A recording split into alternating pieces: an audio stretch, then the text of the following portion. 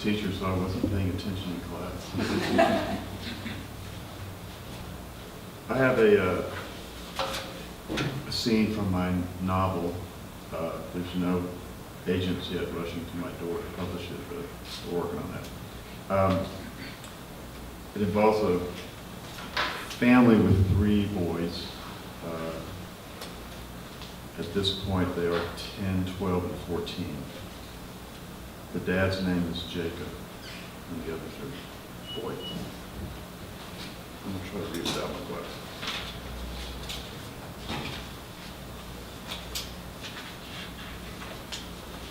George had unanswered questions. George had his unvoiced questions. Why is Opa's casket open? I could see the tip of his nose from here. Were we supposed to actually look at him when we go by the casket? We couldn't with Mom's. Hers was closed. Jacob rose from his place in the second row and motioned for Luke to do the same. George knew they would go to Opa now, but he hesitated, rising only as Jack, that's the youngest, who had the pew's innermost seat, tapped him to follow Luke. George, unaware of fidgeting in his feet, continued pondering the casket. The ones he had seen in the news, he remembered, had all been closed. Piles of flowers covering the ones of the Birmingham girls, the president's draped by a flag. He remembered streams of Kennedy's mourners inching forward, stopping to gawk at what they could not see. But here there was no, is this person's body really in there? Here he was not staring at some metal box. Here he was not staring at some metal box, some mysterious symbol of a dead person. Instead, George saw he was face to face with a very still Opa. For a moment, he thought this was the Opa taking a nap in his easy chair after one of Oma's Sunday dinners. He wanted to wake him, but before he could stop himself, George found his hand touching Opa's cheek. It was cold. Later, after folks began filing up to Jacob and Oma and Uncle Wolf and Uncle Rick and Aunt Liz to say how sorry they were and what a good man Opa was, Luke asked if he could take a break. His brothers followed him to the foyer. Jack went to George. Why'd you touch his cheek? I just wanted to touch him. Actually, I almost did that too, Luke admitted, to his brother's surprise. What was it like? Cold and hard, like a big stone. A lot different than I expected. I was just expecting him to be stiff, like when they have to bury an animal or something. But now that I think of it, we never really touched him. It wasn't creepy touching Opa, but he sure was so cold and hard. It was different being able to see him too, Jack said, instead of just looking at a big box. I wish we could have seen Mom. Luke stiffened and looked away. Jack sniffled, then added more questions. Hey, George, why can't we just lay a body in the ground? Why do we have to make a little house for it? You mean like those cowboys did in that movie we saw last week? Yeah, they just dug a hole and piled rocks over it to hold up the cross they made. Not just for the cross. They also did it to keep buzzards away and coyotes from digging up the body. Oh. Jack pressed his lips together and stayed silent. He blinked once, dry-eyed, then turned to his oldest brother. So why do we, Luke? Why do we what? Why do we make coffins to bury people and not just lay them in the ground? Because we're different from animals, dummy. More respectful, maybe. Dignified. Some people have big fancy monuments for headstones. George said, that sounds like they're showing off. Yeah, they probably are sometimes. They fell quiet.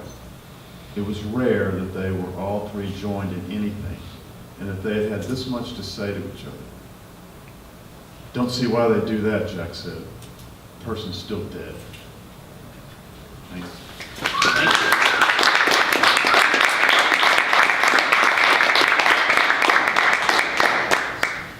And our last reader is George.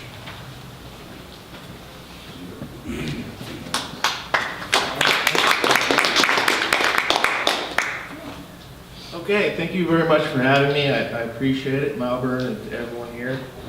This is just one chapter in the second book that I've published called Self-Published From Attractive Tales from Grand Cities, a social memoir.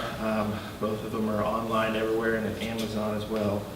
This chapter today is going to be called, if I can find it, The Pemberton House.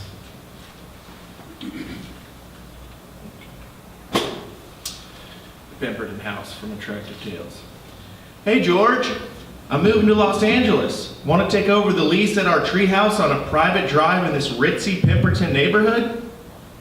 This regurgitated quote is how the phone conversation started when my college ex-lacrosse club teammate and former dorm mate called me one afternoon.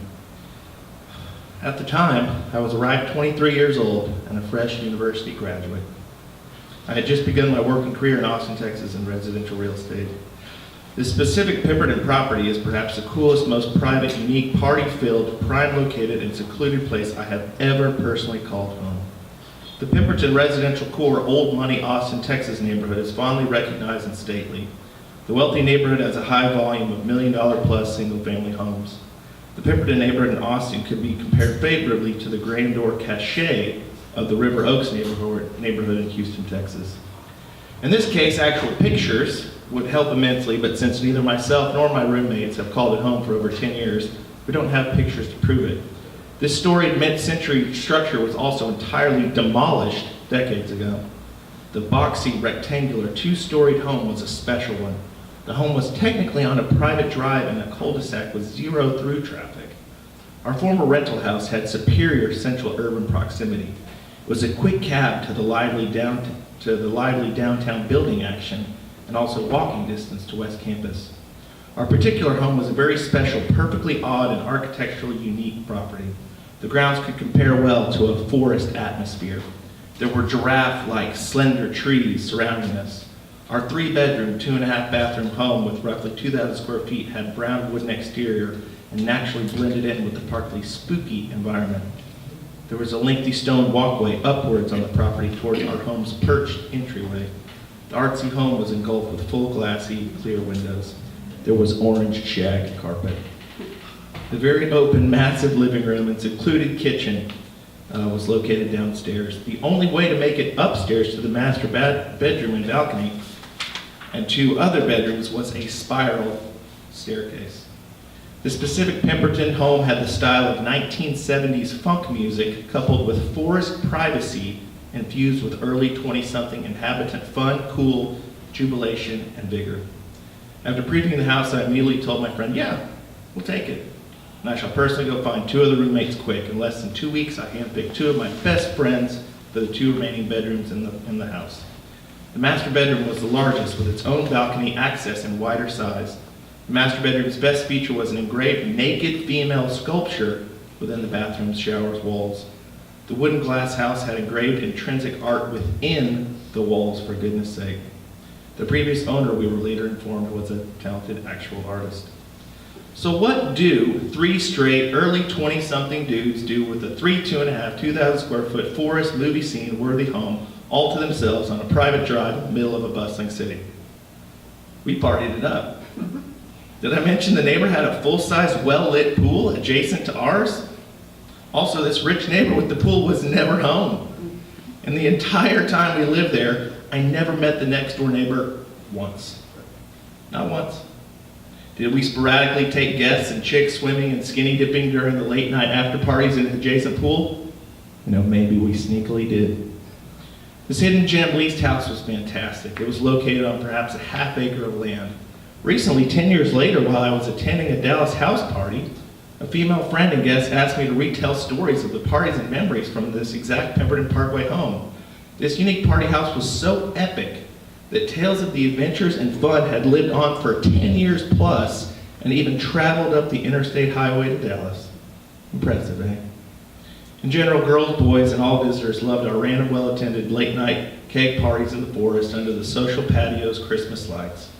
It was an era of post-college living, early professional, pseudo-adult living at its pinnacle. Everybody always had a great time. During my residential tenure at this particular home, there were 2 girls who were genuinely in love with me. and vying for my attention. What a dilemma, huh? I personally couldn't decide which girl to choose and date. Who would be the better girlfriend? One was an all-around cute blonde girl with cute girl next door qualities. The other was a beautiful, saucy young girl, hipster curvy babe with tattoos. In addition, she had trendy, upcoming fashion sense and stellar music style. She also possessed Wizard of Oz mesmerizing green eyes. They were both wonderful girls. It was a tough choice. I'm not even going to tell you which one I ended up picking. Okay, let's be honest, I slept with them both many times. Oddly, one day I was informed these two stranger ladies simultaneously bumped into each other on campus, and after a talk, I became the unknown common link in each of their sex lives. Whoops, busted. In the end, the two girls actually bonded and ended up becoming real friends. I didn't last long with either of them. All men dream of these dire, heavy female attention life problems. When two overly pretty and qualified girls are vying for your heart and attention, life is okay. Moving on, George, so how long did this utopian Pemberton residence living situation last?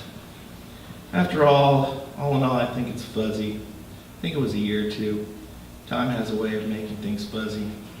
This is a part memoir book, folks. Eventually, the new builder and owner of the land decided to kick all three of us tenants out. Imagine that. Next up, the owner demolished the aging, energy-guzzling, character-riddled home and built a brand new mega $1 million times 2 or 3 $1 million mansion. Today's replacement mansion structure is a beauty with exterior brick, putting greens, and more. Now, will I ever personally live on a wealthy private drive again in the heart of the city? Time will tell. It sure was amazing. I greenlight living in the Pemberton sequel.